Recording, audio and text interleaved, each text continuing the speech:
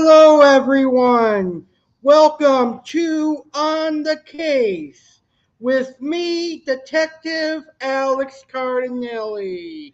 How are you guys and gals doing today? I hope you're having a great day. Thank you for joining me for this week's episode of On the Case with me, Detective Alex Cardinale. This week we are traveling back in time. We're going to go all the way back to July of 2001, and we're going to go to Tampa, Florida.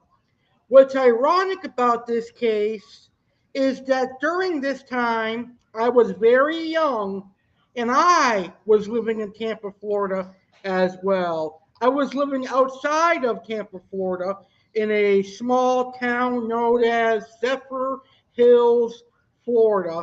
And I remember this case being all over the news. My mom and my dad were anxious and nervous about this case, and it was talked about in my school and all over the Tampa area back in July of 2001. And this case involves the tragic murder of a police officer. Anytime a police officer loses their life against bank robbers or other criminals, it is very tragic and very sad.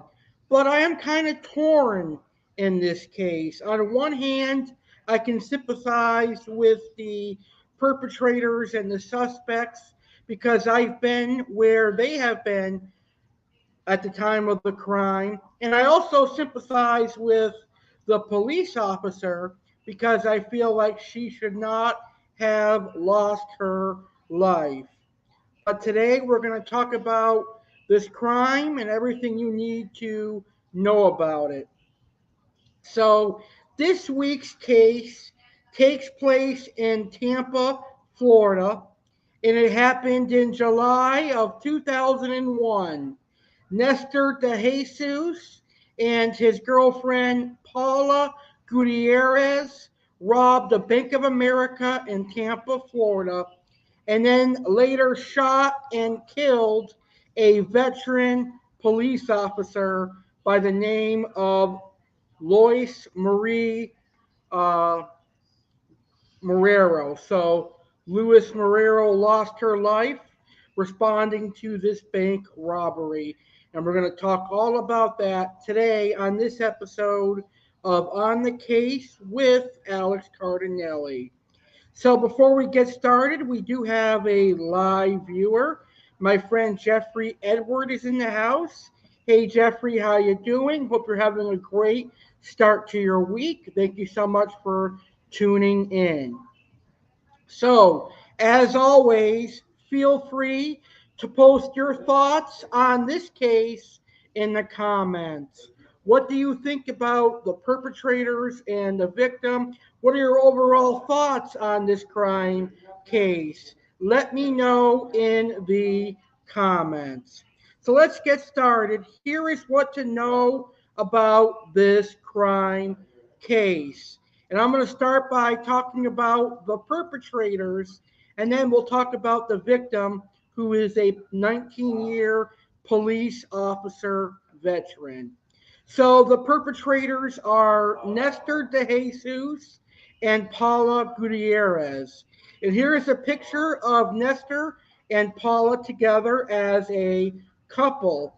I'm assuming that this picture is of them at a prom or some sort of high school graduation. This is a picture of Nester Dejesus shortly before he committed suicide when he was holding a victim hostage. So this is the actual picture of moments before he committed suicide when he was on the phone with hostage negotiators. Image of his girlfriend, Paula Gutierrez, holding a gun that was owned by Nester DeJesus. So let's learn about the perpetrators, and then we are going to um, learn about the victim of this case, who is Lois Marrero, a 19-year police veteran. So the perpetrators are Nester Dejesus and Paula Gutierrez. So Nester grew up on welfare in Brooklyn. His name is Nester Chino Dejesus. He knew poverty, his sister said. His parents separated when he was a toddler, and his father struggled with drug addiction before dying of AIDS in 1988 when Nestor was 12 years old. His father's death and its circumstances devastated him. His father was his idol until he found out how he died. Nestor wanted to join the United States Marines. At age 19, a felony arrest for assaulting an ex girlfriend scuttled his dream of joining the Marines. The charges were dropped, but the arrest stayed on his record. As he moved from one low paying job to another, he blamed anyone with a badge. After the arrest, he hated police, said his sister Maria de Jesus. He felt betrayed by them. When he became a father with Paula Gutierrez, de Jesus cried tears of joy.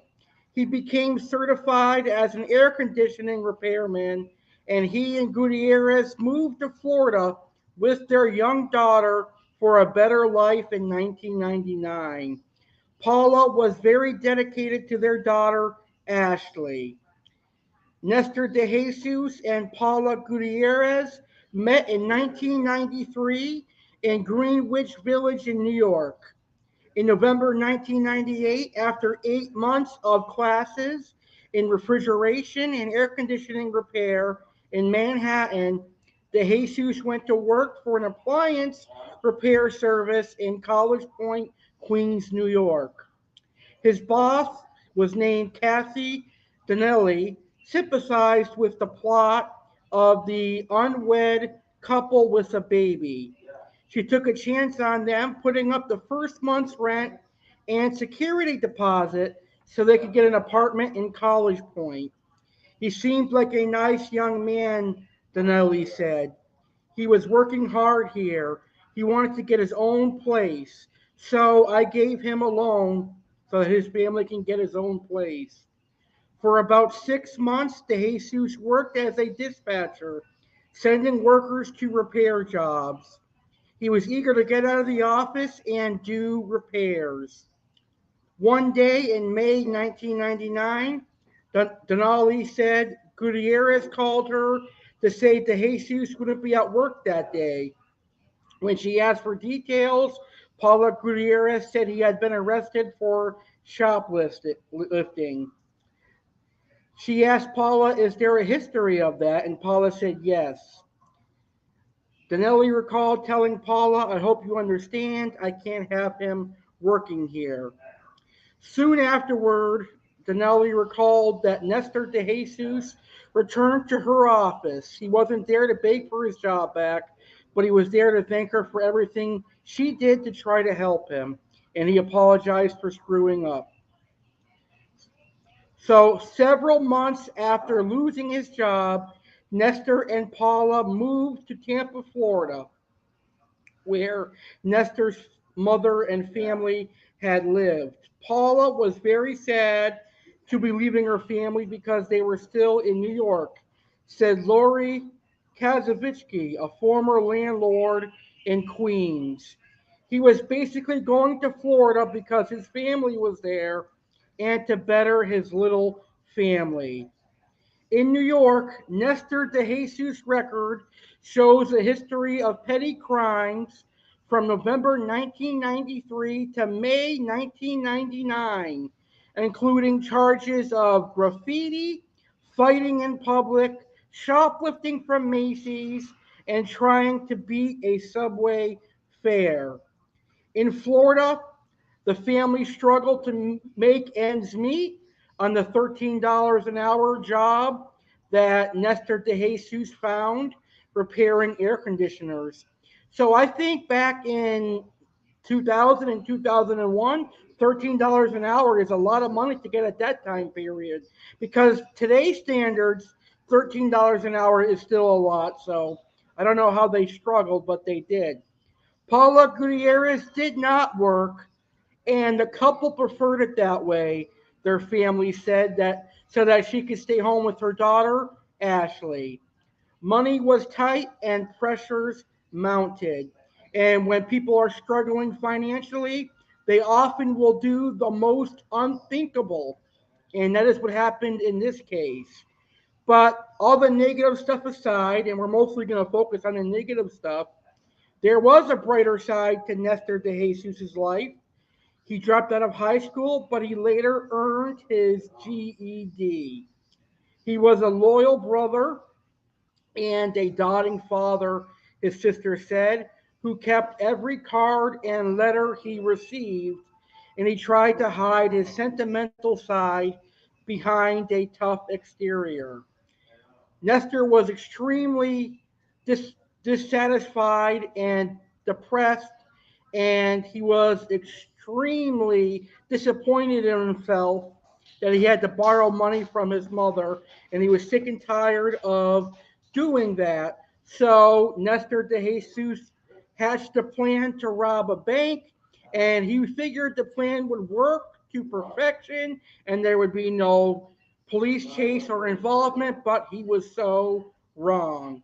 Now we're going to learn about our unfortunate victim in this case.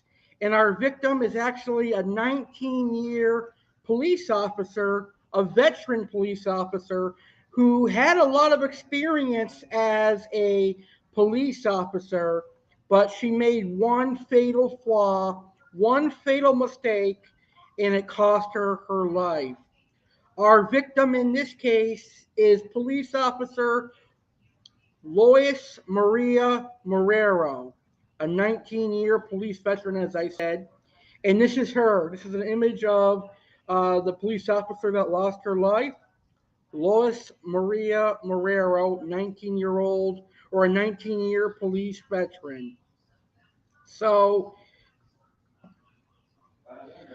Police Officer Marrero had served with the Tampa Bay Police Department for 18 years.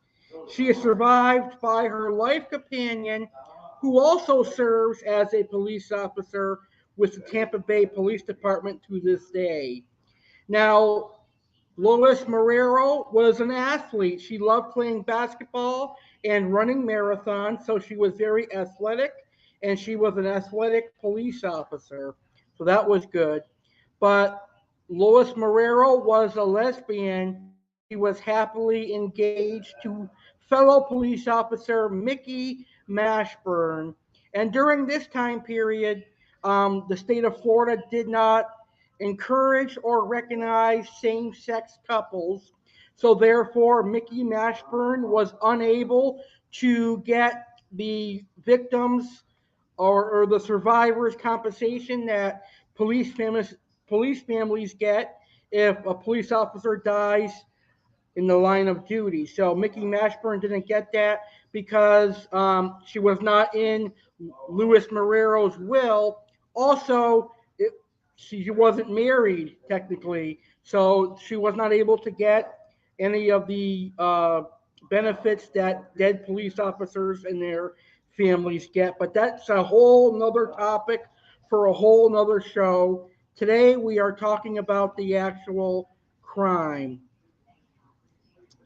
All right, so let's learn about this week's crime. And this week's crime is the robbery and shooting, and also the hostage taking that was committed by Nester de Jesus and Paula Gutierrez. So let's learn about that right now. So, first, Nester and Paula rob a Bank of America in Tampa, Florida, early in the morning in July of 2001. One shot was fired during the robbery at a Bank of America branch, but no one was hit, the police chief said. Nester and Paula were able to escape the police at the robbery scene. They then ran towards a nearby apartment complex. Three officers chased the suspect from the scene. One of the officers was 19-year veteran Lois Marie Marrero.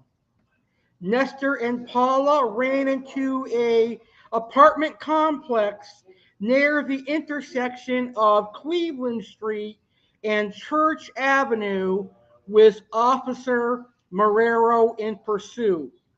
While chasing Nester Dejesus, it is reported that Lois Marie Marrero told him to stop or I'll shoot.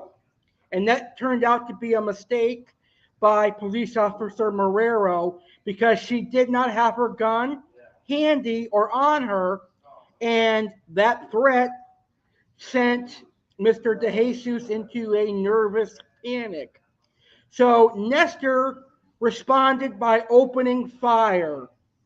Poor, poor Officer Marrero did not have a chance to retrieve her gun from her holster. She was shot instantly. Nester hid behind the car.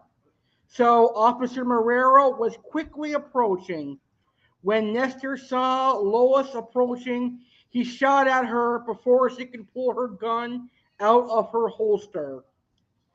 Mrs. Marrero was hit and shot 3 times.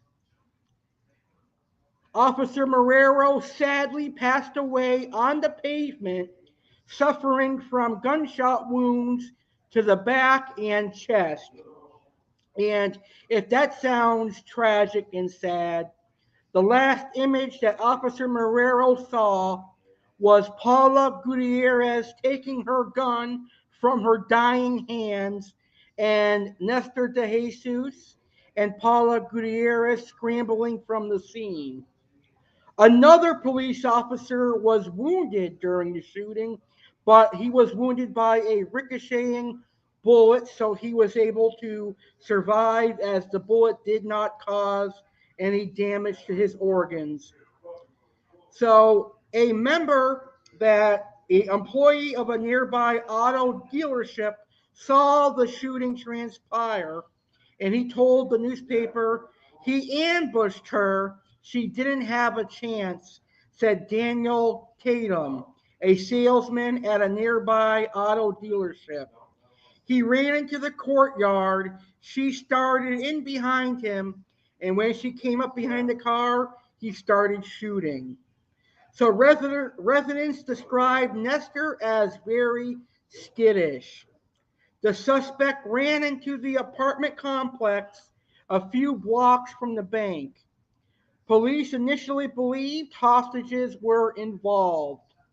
SWAT teams surrounded the apartment complex, and an armored vehicle was brought in, but no immediate action was taken. A resident of the downtown Tampa apartment complex told ABC News affiliate WFTS he saw the suspect race into the area later this morning and recognized him. He seemed very skittish, the resident said. He didn't say hi back to me, which is very untypical. While at the apartment complex, Nester DeJesus and Paula Gutierrez would hold Isaac Davis hostage. Police would call Nester DeJesus' mother to the scene to help negotiators convince him to surrender. This is where Nester and Paula eventually broke into an apartment owned by Isaac Davis. And coincidentally, Isaac Davis was home from college suffering from the flu. They took him hostage. Isaac was very sick with the flu, but Nester and Paula promised they would not harm him. There, Nester and Paula argued about what to do, and they put on the news, which only aggravated Nester more, because eventually Nester and Paula found out that the police officer they shot, police officer Marrero, had died of her wounds. Nester went into a nervous rage and came up with a plan that they'd both commit suicide. Nester had told his hostage that there's only one way out of this situation, noting that since a police officer was killed, he'd spend the rest of his life in prison or he would get the death penalty. So Nester said to Paula and the hostage, "It's either I die now or I die later." Nester counted to two and shot himself to death. Nester and Paula had a plan that they would count to three and they both would commit suicide. But Paula backed out and did not commit suicide. It was only Nester that committed suicide. Eventually, Paula gave up, came out and surrendered, and was arrested by police. Paula was later sentenced to life in prison in 2003. She was charged with the death of Officer Marrero, hostage taking, and the robbery of a bank. She tried to fight, claiming that it was Nester Dejesus who came up with the bank robbery scheme, the murder of Officer Marrero, and it is proven that Nester was the one that actually shot and killed Officer Marrero. But what did Paula in was the actual taking of Marrero's gun when Marrero was sadly passing away. So Paula is suffering for Nester's actions, life in prison for the rest of her life, but she did have a huge role in this crime. She could have prevented Nester from committing the bank robbery, from committing murder, and hostage as well. But like I said, desperate times call for desperate measures. And when crime happens, it's awful. But when you're broke, sometimes you have to do desperate things to make money for your family. So let's react to some of the viewer comments. We have a YouTuber named Bob, and Bob says, well, there's other ways you can get money while struggling, but if you're really desperate, I can see why they robbed it. But that's messed up. Both sides are somewhat valid. Yes, I definitely agree with you, Bob, there. I understand where Nester and Paul are coming from. I have been financially strapped at times, but I definitely do not ever want to rob a bank. Why? Because I don't want to be in jail. I don't want to have a bad record. And I certainly would never kill anybody because I'm financially strapped. I know it is quite embarrassing to lower ourselves to ask for money from our family or our friends, but sometimes that is a better alternate than robbing a bank and making yourself look bad and becoming a criminal. Wouldn't you rather get money from your mom than face life in prison or the possibility that you murder somebody because you robbed a bank? That is really, really horrific. And we have another crime suggestion that I'll talk about, but we'll talk about that towards the end of the show. But I appreciate the viewer for bringing that up. All right, so now we're going to share my thoughts on this crime. So I really don't have any intense thoughts other than this is a tragic situation, both ways you look at it. Because for Nestor's family, he already had hatred towards the police. He was trying to turn his life around, but he was struggling financially. He was trying to provide food and money for his daughter, Ashley, his young daughter, and he was depressed and he was sad, but it was a sad situation. And for Paula, it's even more tragic because Nestor was a guy that was abusive towards her, and he had chances to turn his life around, but either way, he constantly found the law and he found trouble. So it's hard to predict what the future would have had this not have happened. I think there is a strong possibility that Nester Dejesus would have likely ended up dead either way or in jail either way, but we can't tell for sure because this tragedy happened. But what I do think is Officer Marrero made a tragic mistake. She should have had her gun drawn the moment she was in pursuit of Nester Dejesus and Paula Gutierrez. With her being a 19-year veteran police officer, she should have already known that. You never chase criminals or suspects without a weapon present because you cannot automatically assume that they don't have weapons. They just robbed a bank. They just robbed Bank of America, which generally has a lot of money. So they're obviously going to be armed to get all that money. So I think that it was a fatal mistake by Officer Marrero not having a gun on her. It could have been that she did not have the time to retrieve the gun, or she thought that the officers would back her up. But it turns out in the investigation that there was only one other officer that was in close proximity to her. So while she was being shot, some of the other officers were far behind, but they could hear the gunshots. So I think police officers in Tampa had to redo training after this to make sure that there's always police officers around in situations like this. Very tragic case. My thoughts and prayers go out to everybody involved, Paula's family, Nestor's family, and also police officer Marrero's family. I can't imagine losing somebody over a robbery. Life is precious. We need to cherish life every day because you never know when it's our last breath or when it's going to be our last day on earth. So, my thoughts and prayers are with them. Very tragic case. Like I said earlier in the beginning of today's show, I was living in Tampa, Florida at the time, and this was all over the news, and it was talked about for weeks. And a lot of people were scared to go to that Bank of America because they thought that it would be targeted again, but it wasn't, thankfully. So, very, very tragic situation. Now, before I end today's show, I'll answer this last comment.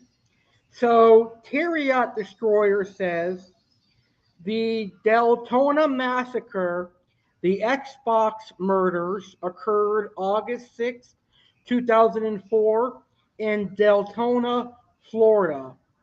Four attackers tortured and killed four men, two women, and a dog, making it the bloodiest mass murder in Volsa County history. That is a crazy crime. We'll definitely have to talk about that one in a couple of weeks. So I think that will be the next crime. That'll be the crime that will start June. So we'll talk about the Deltona massacre in June. Thank you, Terriot Destroyer, for that recommendation. We'll definitely cover that crime pretty soon. All right. That's going to be it for this week's On the Case with Detective Alex Cardinale. I want to thank everybody for watching today's video, whether you watched it live or you're catching the replay of today's video. I greatly appreciate your view. Make sure you hit that like button if you enjoyed today's video, and feel free to copy and paste today's video, today's URL on your social media so your friends and family can watch today's video as well. Next week on the Case with Detective Alex Cardinale, I'm going to cover the abduction and murder of Casey Woody. This was a crime that happened a long time ago, but it's a very shocking crime that definitely shocked America.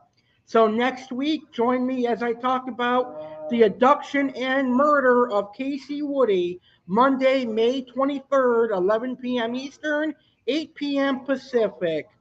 And don't forget to subscribe to my YouTube channel, the legendary Alex Cardinale, To watch all of my other crime episodes, check out my playlist On the Case with Alex Cardinale to watch all my other crime shows. And then you can watch my fish keeping shows, my cooking and baking shows, and more.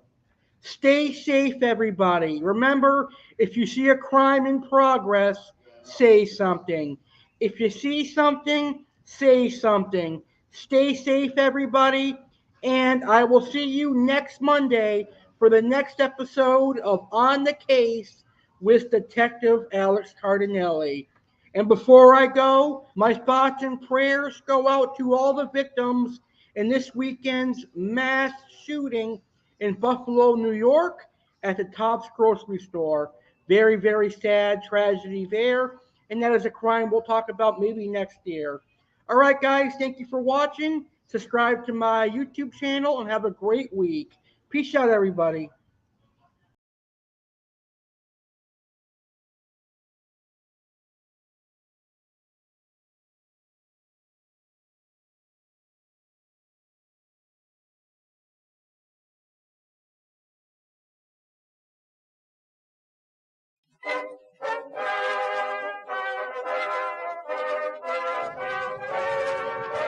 Ted Hood! Sergeant Alex Cardinale here, inviting you to be a part of the inaugural Memorial Day 2022 Bash, hosted by me, Sergeant Alex Cardinale. The inaugural Memorial Day Bash airs live Monday, May 30th, 2022 at 9 p.m. Eastern, 6 p.m. Pacific, right here on my YouTube channel, the legendary Alex Cardinale. The 2022 Memorial Day Bash is being hosted by me, Sergeant Alex Cardinale. And on the Memorial Day 2022 Bash, I will discuss the history of Memorial Day, and I will discuss why we celebrate Memorial Day. We're going to pay our respects to all the brave men and women out there fighting for us and this great country. USA! USA! Also on the inaugural Memorial Day Bash, I am going to address the veterans. Yes, that's right, Sergeant Alex Cardinale is going to address the veterans. We're also going to have a very special guest. That's right, we're going to have a very special guest. Former Army member James Anthony will be our very first guest for the first time ever on a holiday bash. That's going to be incredible. So we're going to speak to a former Army member as we pay our respects to the United States of America men and women who serve in our Army and in our military. There's also going to be an appearance by Chef Alex Cardinale, and Chef Alex is going to give you the best recipes to make for the veterans in your life. There will also be an appearance by Aqua Alex, and Aqua Alex will talk about how fish tanks can help veterans. And if Chef Alex and Aqua Alex don't do the right thing, I'm going to have to put them in the camel clutch and the cobra clutch. Maggots. So the inaugural Memorial Day 2022 Bash goes down live Monday, May 30th, 2022, live 9 p.m. Eastern, 6 p.m. Pacific, on my YouTube channel, the legendary Alex Cardinale. Come join me as we pay our respects to the United States military men and women, all those who serve, past or present. Don't be a maggot. Be there and be square, and let's pay respect to all the great military men and women. And that's an order. You're all dismissed.